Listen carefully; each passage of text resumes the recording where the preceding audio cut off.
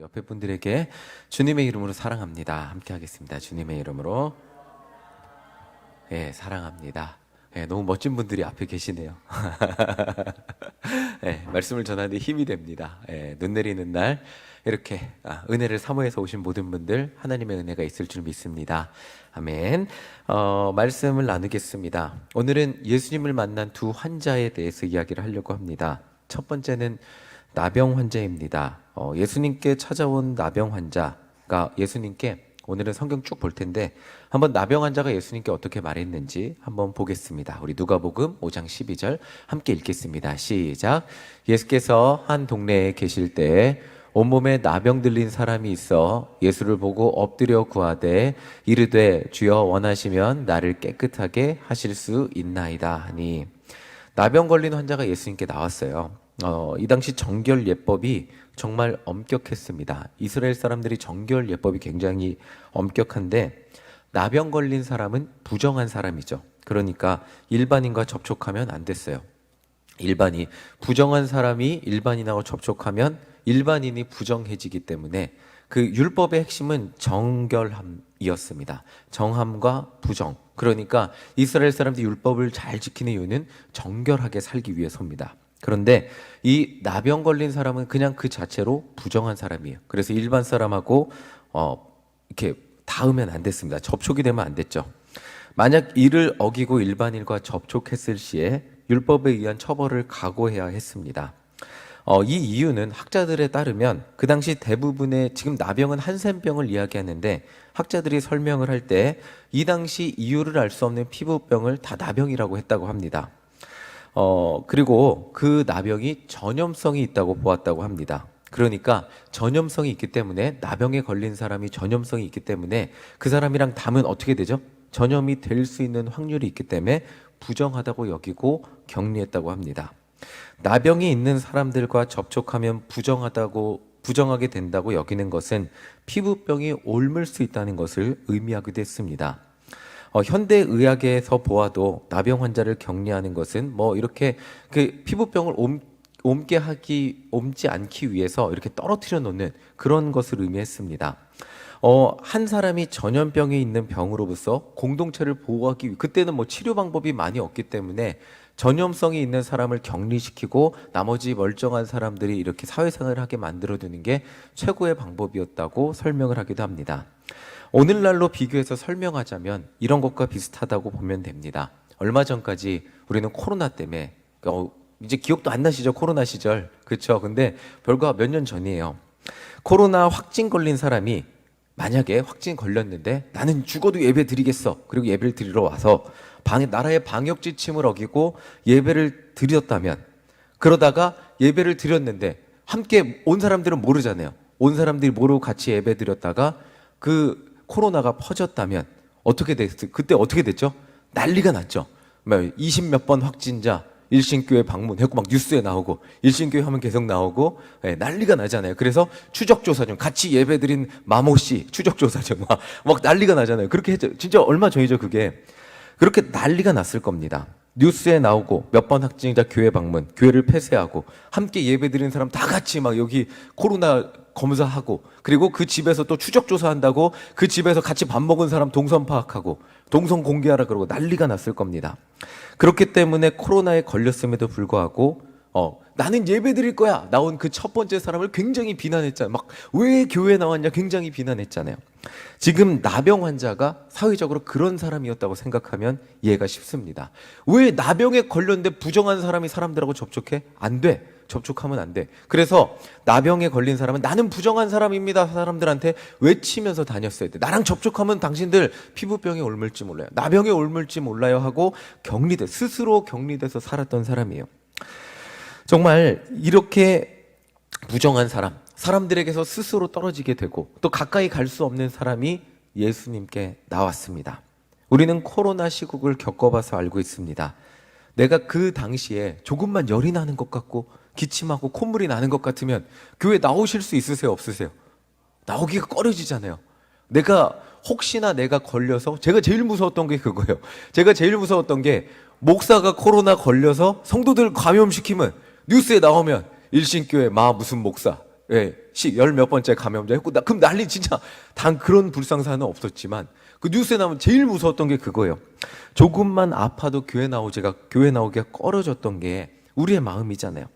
지금 나병 환자는 자신과 접촉하는 사람이 병에 걸릴 거라는, 그러니까 자기가 가해자가 되는 거예요. 그런 사람들에게, 근데 가해자가 되면 가해자로 끝나는 게 아니고 사람들에게 너 왜 사람들하고 부정한 네가 사람들하고 접촉했어? 라고 굉장히 율법에 의해서 사람들에게 매장당할 수 있는 그런 상황임에도 불구하고 예수님께 나온 거예요. 이게 나병 환자가 예수님께 나온 상황이 그냥 아유 내가 혼자 간절하니까 그런 게 아니고 정말 이 사회적으로 정말 우리가 생각할 수 있는, 우리가 경험에 비추어 볼 때 정말 나오기 힘든 상황에서 예수님께 나와서 무릎 꿇은 겁니다. 얼마나 간절하고 절박한 마음으로 예수님께 나왔는지 생각해 보면 알 수 있습니다. 이 나병 환자는 정말 한 가지 더 생각해 보자면 너무나 당연하게 사회적으로 격리되고 거절받는 게 당연한 사람이었어요. 환영받지 못했죠. 그러니까 정말 예수님께 정말 절박한 마음으로 나왔어도 이 나병 환자가 평소에 어딜 가서 정말 간절한 마음으로 어딜 가도 나병에 걸렸으니까 사람들이 꺼려하고 불편해하고 어울리고 싶지 않아 하는, 너는 당연히 우리랑 어울리면 안 되라는 시선을 받고 살았던 사람인데 예수님께 나왔어요. 그러면 당연히 예수님이 환영해 줄 거라고 기대했을까요? 아니면 환영해 주지 않을 수도 있다고 생각하고 나왔을까요? 환영해 주지 않을 수도 있다고 생각하고 나온 거예요. 거절이 당연한 사람이 지금 예수님 앞에 간절한 마음, 그럼에도 불구하고 간절한 마음으로 나온 거예요. 나병 환자는 지금까지 그렇게 거절이 당연한 삶을 살아왔습니다. 그렇게 거절이 당연한 사람, 나병 환자에게 예수님은 이렇게 반응하셨습니다. 우리 13절 함께 읽겠습니다. 13절입니다. 시작. 예수께서 손을 내밀어 그에게 대시며 이르시되 내가 원하노니 깨끗함을 받으라 하신대 나병이 곧 떠나니라. 이스라엘 사람 중에 그 누구도 나병 환자를 만져주지 않았어요. 손도 대지 않았고요. 가까이 있고 싶어 하지 않았어요. 이스라엘 사람 중에 그 어떤 사람도 그 사람한테 손조차 이렇게 거리 가까이 있기조차 원하지 않았어요. 부정한 사람이니까 그 사람한테 내가 스치기만 해도 내가 부정해지는데, 내가 병을 옮을지도 모르는데. 우리 코로나 때 또 경험했죠. 옆에서 누가 기침하고 있어요. 그럼 어떠세요, 마음이? 네, 아무렇지도 않으셨죠. 네, 기침하고 있어요. 다 경험했죠. 누가 갑자기 열난대요. 그럼 어때요, 갑자기? 그렇잖아요, 그렇죠? 지금 나병 환자 옆에 있는데 나병 환자가 옆에 있는 것만 같아도 사람들이 다 싫은 거예요. 다 싫은 거예요. 아무도 만져주지 않았어요. 사람들은 이 나병 환자만 가면 모두가 그 사람과 함께 하기를 원하지 않았어요. 그런데 예수님은 그 사람을 만져줬어요. 아무도 안 만져줬는데. 종교 지도자들도 안 만져줬죠. 뭐 세상에 그 어떤 착한 사람이라 할지라도 아무도 만져주지 않았어요. 그런데 예수님이 놀라운 일을 한 거예요.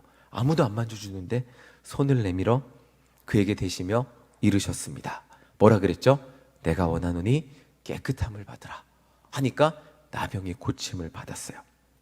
지금까지 너무나 당연하게 거절과 차별을 당연하게 받으며 살아왔던 이 나병 환자가 정말 절박한 마음으로 예수님께 나왔고, 이 나병 환자는 지금까지 어디서 받아본 적 없는 따뜻한 반응을 받게 되는 거죠.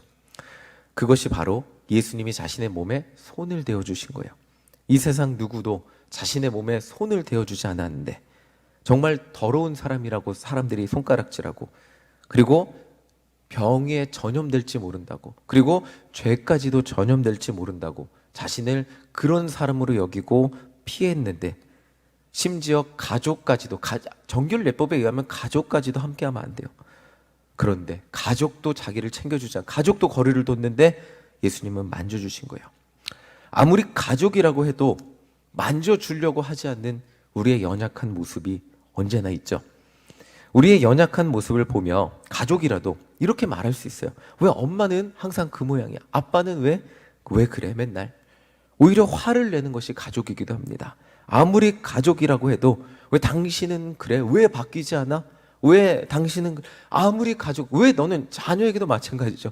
왜 너는 변화되지 않니? 라고 오히려 연약한 모습을 다그치고 화내고 함께하기를 원하지, 그냥 품어주기보다는 다그칠 때가 더욱더 많은데, 정말 아무리 가족이라고 해도 이해해주지 못하고 받아주지 못하는 그 부분이 누구에게나 있을 수 있습니다.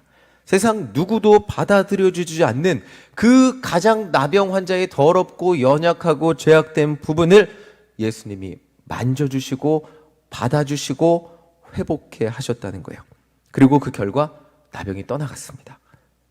누구도 이해해주지 못하고 가까이 하지 않으려고 했던 그의 연약한 모습이 회복되었습니다. 세상 모든 사람을 전염시킬 것 같았던 피부병을 가진 나병 환자지만 예수님은 나병 환자에 전염되지 않으시고 오히려 예수님의 정결함에 나병 환자의 부정함이 깨끗하게 되었습니다. 바로 이것이 오늘 예수님 앞에 나온 여러분들이 얻을 은혜입니다. 세상 사람들은 부정함에 불평을 하면 불평이 퍼져나간다 그러고요. 염려를 하면 염려가 퍼져나간다 그러고요. 죄를 지으면 죄가 퍼져나간다 그러는데 우리가 예수 앞에 나오면 나의 부정함이 거기서 끝나고 나의 죄악담이 거기서 끝나고 나의 연약함이 거기서 끝나고 예수님의 정결함과 깨끗함과 거룩함이 전염되어 나까지도 깨끗하게 되는 것이 예수님을 만난 자의 은혜라는 것입니다. 오늘 우리가 깨끗해서 절대로 예수님 앞에 나아가는 것이 아닙니다. 우리의 일주일간 주일날 결단하고 은혜 받고 주님 말씀대로 살겠습니다 라고 결단하고 가셨는데 얼마나 깨끗하게 사셨습니까? 깨끗해서 예배 시간에 나올 자격, 저 문 앞에 검색대가 있었고 죄 안 지은 사람만 삐빅해서 통과하고 죄 지은 사람은 통과 못하고 저기 바깥에서 예배 드려, 그렇게 예배 드리는 게 아니잖아요. 우리는 모두 죄인이지만 이 자리에 나와서 예배 드립니다. 우리의 더러움을 가지고 나와서 예배 드리고요, 한숨과 눈물과 연약함을 가지고 나와서 예배 드릴 때 저 십자가의 정결함이, 예수님의 십자가 보혈이 우리를 깨끗하게 만들어 주시기 때문에 우리가 예배 자리를 통해 예수님께 나아가는 것입니다. 아멘이시죠? 이사야 1장 18절 함께 읽어보겠습니다. 함께 읽겠습니다. 시작. 여호와께서 말씀하시되 오라 우리가 서로 변론하자. 너희의 죄가 주홍 같을지라도 눈과 같이 희어질 것이요 지능같이 붉어질지라도 양털같이 희게 되리라. 우리의 죄가 뭐라고요? 주홍같이 붉어도 예수님 때문에, 예수님의 십자가 보혈 때문에 눈과 같이 희어질 것이다. 지금 나병 환자에게 임했던 은혜가 바로 이것이라고 할 수 있습니다. 그래서 예수님을 만난 사람, 나병 환자는 이렇게 변화됐어요. 5장 15절 함께 읽겠습니다. 시작. 예수의 소문이 더욱 퍼짐에 수많은 무리가 말씀을 듣고 자기 병도 고침을 받고자 하여 모여오되. 자, 나병 환자가 뭐를 퍼뜨리는 사람이라고 그랬어요? 처음 예수님 만나기 전에 피부병이죠. 근데 지금은 뭐를 퍼뜨리는 사람이 됐어요? 예수님 만나고 회복돼서 예수님의 소문을 퍼뜨리는 사람이 됐어요. 그 전에는 내가 내 더러움을 퍼뜨리는, 내 병을 퍼뜨리는 사람이었다면 예수님을 만나고 변화되고 회복되고 구원받고 보니까 뭐예요? 구원의 주님 예수 그리스도의 기쁜 소식을 전하는 사람이 됐어요. 엄청난 변화죠. 자, 이런 은혜가 우리 가운데 있다는 거예요. 여러분들이 이미 예수님 만나시고 변화되셨죠? 아멘이시면 이런 은혜가 이미 우리에게 임했다는 거고, 우리의 말 한마디, 우리의 간증 한마디를 통하여 천국의 기쁜 소식이 믿지 않는 자들에게 전파된다는 것입니다. 아멘이시죠? 이런 은혜가 우리 가운데 넘쳐나기를 간절히 소망합니다. 아멘. 자, 두 번째로 살펴볼 사람은 중풍병자예요. 중풍병자는 어떤 사람이죠? 스스로 움직일 수 없는 그런 사람을 의미합니다. 그렇기 때문에 중풍병자의 친구들은 중풍병자를 메고 예수님께 나왔어요. 그런데 이미 예수님 인기 스타가 되셔갖고 예수님을 삥 둘러싸고 있는 거예요. 그래서 그 침상을 들고 도저히 갈 수가 없으니까 중풍병자의 친구들은 한 가지 방법을 찾아냅니다. 지붕을 뜯어갖고 기와를 뜯어내서 천장으로 중풍병자를 내렸다고 성경은 말하고 있습니다. 자, 우리 19절 함께 읽어보겠습니다. 19절입니다. 시작.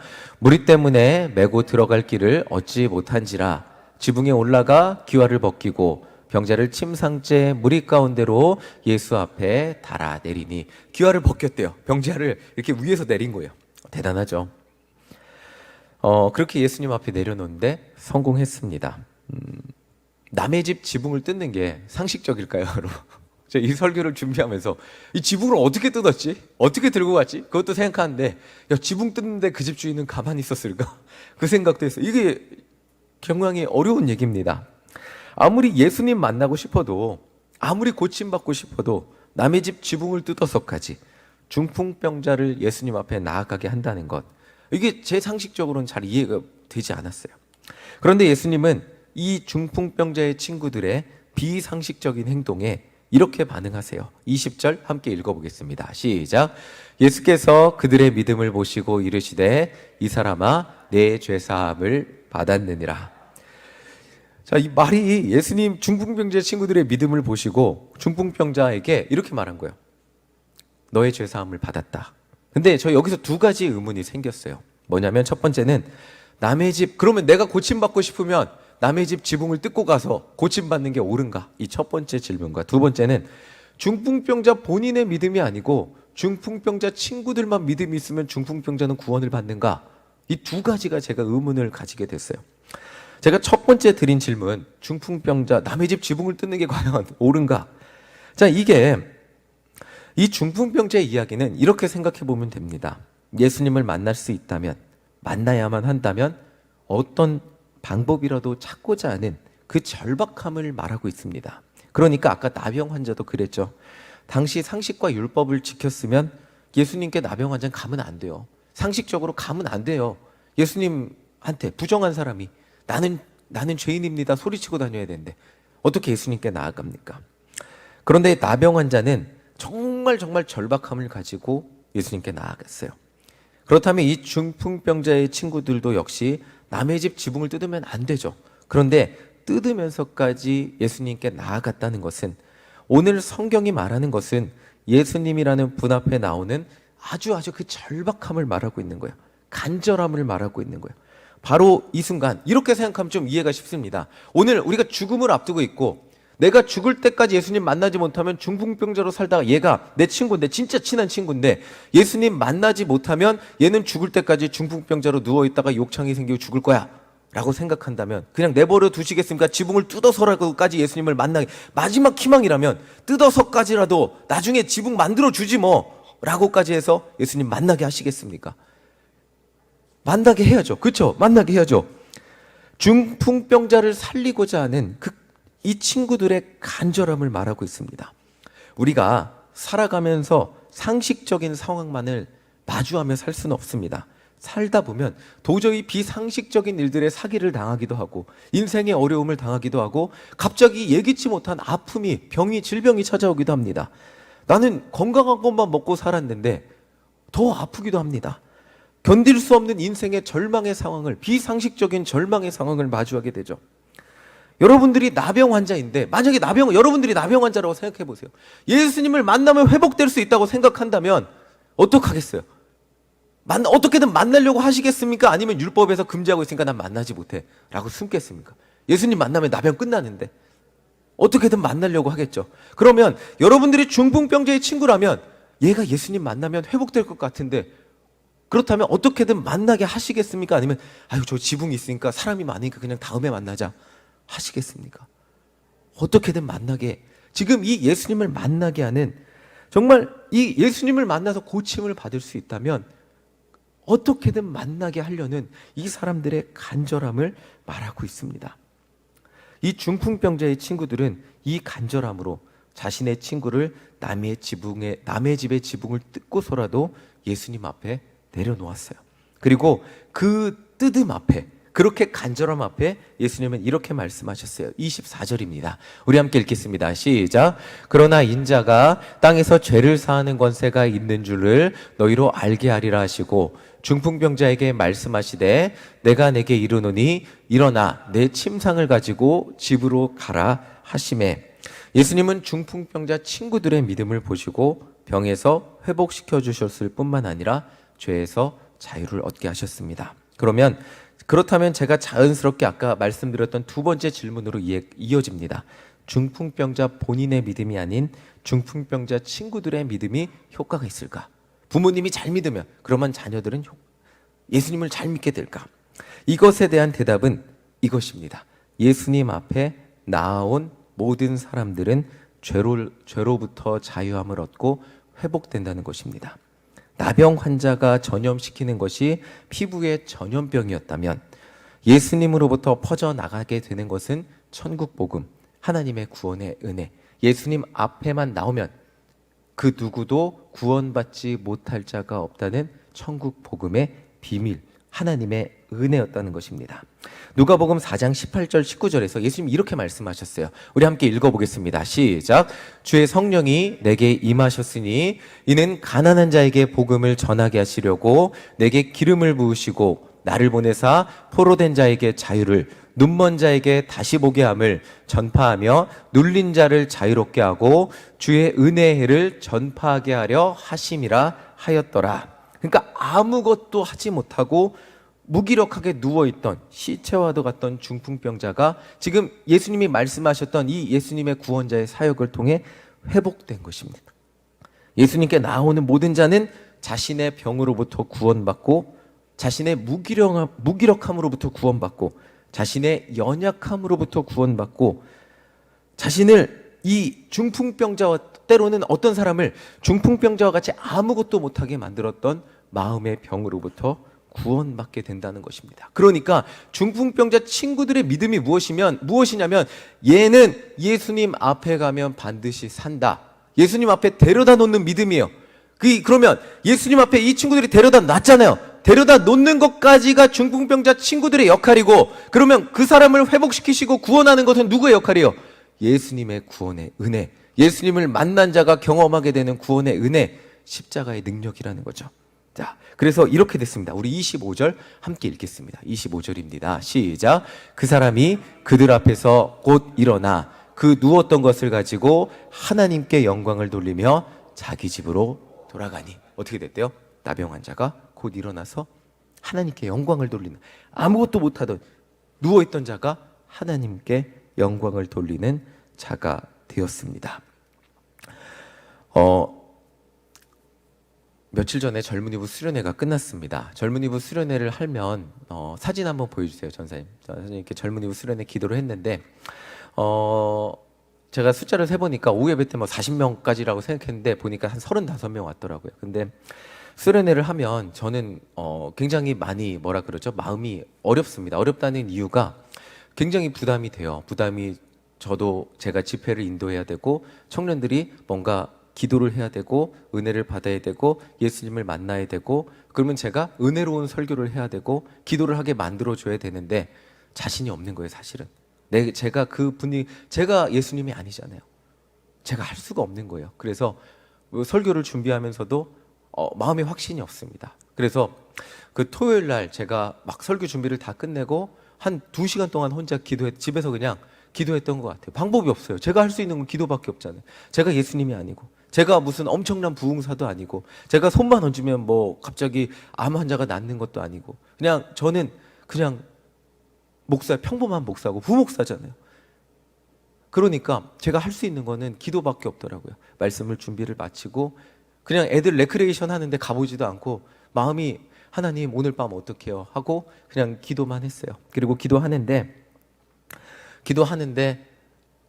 하나님이 저에게 뭔가 마음의 뭉클함을 주시고 저녁 집회에 임하게 하시더라고요. 그리고 저녁 집회에 설교를 하고 막 이렇게 하는데 아이들에게 이제 서로를 위해서 기도하게 시켰어요. 보는데 아이들이 서로를 위해서 기도하는 모습을 보며 제가 한 일이 아니에요. 저는 그저 예수님 앞에 나오게, 목사의 역할을 예수님 앞에 나오게 예수님의 말씀을 전했을 뿐이죠. 예수님의 말씀을 듣고 그들 가운데 예수님의 말씀이 임했을 때 예수님과 그 아이들이 반응하는 모습을 보게 됐어요. 아이들 안에 살아있는 그 예수님과 그리고 그 아이들이 반응하는 모습을 보게 됐어요. 갑자기 옆에서 찬양하는데 눈물을 이렇게 훔치고 눈을 감으며 찬양하고 예수님께 집중하는 모습을 보게 됐어요. 그리고 나중에 이렇게 기도하라 그러는데 서로를 위해서 기도하는데 아이들이 서로 돌아다니면서 30분 넘게 거의 1시간 가까이 기도하는 모습을 그래서 제가 한 청년이 어제 이제 또 만났는데 목사님 기도회 너무 좋았어요, 말씀 좋았어요 하는데 제가 청년한테 솔직하게 얘기했어요. 나 다음번에 똑같이 이렇게 할 자신이 없다라고 얘기를 했어요. 예수님이 은혜를 주셔야 하는 거지, 제가 은혜로운 집회를 인도할 자신은 없거든요. 제가 예수님은 아니고요, 제가 은혜로운 사람은 아니거든요. 제가 얘기해서 예수님이 제 마음대로 움직여 주시는 게 아니고 예수님이 그 자리에서 제가 예수님 앞에 하나님의 말씀을 그 아이들 앞에 주었을 때 예수님, 살아계신 예수님이 그 아이들과 반응하는 시간이 될 때 그 집회가 은혜로운 시간이 비로소 될 수 있는 거거든요. 정말 이 중풍병자의 친구들의 믿음이 바로 이런 것과 같았다고 생각하시면 좋을 것 같습니다. 예수님의 말씀을 예수님 앞에 그 앞에 들여다 놓는 것, 예수님의 말씀이 그 아이들 귀에 들리게 하는 것, 예수님 앞에 놨을 때 그러면 우리의 역할이 무엇일까요? 과연 우리는 예수님이 될 수는 없지만 우리 주변에 예수님이 필요한 사람들이 있어요. 그렇죠? 중풍병자와 같은 사람들이 있습니다. 세상을 살아가지만 병에 걸려서 무기력하고 아프고 인생에 아무 의미를 찾지 못하는 사람도 있고요. 때로는 마음의 병이 걸려서 인생의 의미를 찾지 못하고 그냥 하루하루 살아가는 사람들도 있습니다. 정말 수많은 사람들, 예수님을 모르고 삶의 이유와 목적을 모르고 살아가는 중풍병자와 같은 사람들도 있고요. 또 어떤 사람은 나병 환자같이 돼갖고 그 사람만 만나면 부정의 씨앗이 사람들에게 퍼져나가고요. 그 사람만 만나면 어떤 불평의 씨앗이 퍼져나가고요. 그 사람만 만나면 힘든 이야기의 씨앗이 퍼져나가는 사람들이 있습니다. 그런데 그런 사람이라 할지라도 예수님 만나면 어떻게 된다고요? 그 사람의 부정의 씨앗이 멈추고 예수님의 회복케 하심이 그 사람의 마음을 붙잡고 변화시키게 된다는 것입니다. 우리 주변에 분명히 그런 사람이 있다면 그 사람이 우리의 전도 대상자이고 우리가 주님 앞에 데리고 올 사람임을 믿으시기 바랍니다. 그 사람이라 할지라도 예수님 앞에 나올 때 그 사람 입술의 부정함이 사라지게 될 줄 믿습니다. 그 사람 마음의 부정함이 사라지게 될 줄 믿습니다. 마음의 불평과 인생의 수많은 어려움과 아픔과 육신의 아픔 또한 멈추게 될 줄 믿습니다. 예수님을 만나면 예수님만이 우리의 희망이시고 예수님만이 우리의 능력이시기 때문입니다. 누구든지 예수님 앞에 나온 자는 살아날 것입니다. 아멘이시죠? 한번 저를 따라 해보시기 바랍니다. 누구든지 예수님을 만난 자는 자리를 걷고 일어나게 될 것입니다. 자, 한 번 더 따라 해보겠습니다. 누구든지 예수님을 만난 사람은 구원을 받게 될 것입니다. 아멘이십니까? 누구든지입니다. 이 자리에 나오면 우리의 역할은 이 자리에 데리고 오는, 우리가 이 자리에 데리고 오기만 한다면 그 다음에 예수님 몫이에요. 그 다음엔 예수님이 우리가 할 수 없어요. 목사님의 말씀을 통해 하나님의 말씀이 선포될 때 그 말씀을 통하여 예수님이, 살아계신 예수님이 그 마음 가운데 노크하시고 그 마음 가운데 들어가셔서 성령님이 그 영혼을 변화시키는 역사가 일어나게 된다는 거예요. 우리의 역할은 무엇이죠? 그렇다면 이 자리에 데리고 오는 것, 이 자리에 데리고 와서 하나님의 말씀을 듣게 하는 것입니다. 우리 옆에 분들에게 이렇게 말해볼까요? 당신은 중풍병자의 친구이십니다 라고 한번 해보겠습니다. 당신은 중풍병자의 친구이십니다. 우리 주변에 수많은 중풍병자들이 있어요. 그렇다면 어떻게 해야 될까요? 무슨 수를 써서라도 들고 와야죠. 천장이 막혔어도 뚫고 와야죠. 사람이 많아도 데리고 와야죠. 이 자리에 앉혀만 논다면 변화될 거기 때문에. 아멘이시죠? 제 앞에 변화되신 분들이 계셔갖고 오늘 설교가 너무나 감격스럽습니다. 그렇죠? 제 앞에 변화되신 분들이 계셔갖고 이게 살아계신 하나님의 말씀인 줄 믿으시기 바랍니다. 누구나 변화될 줄 믿습니다. 누구나 새로운 삶을 얻게 될 것입니다. 누구나 새로운 인생의 비전을 얻게 될 것입니다. 그 구원의 은혜를 누리며 그 구원의 은혜를 세상 가운데 소문내는 우리 모두가 되시기를 간절히 소망합니다. 아멘.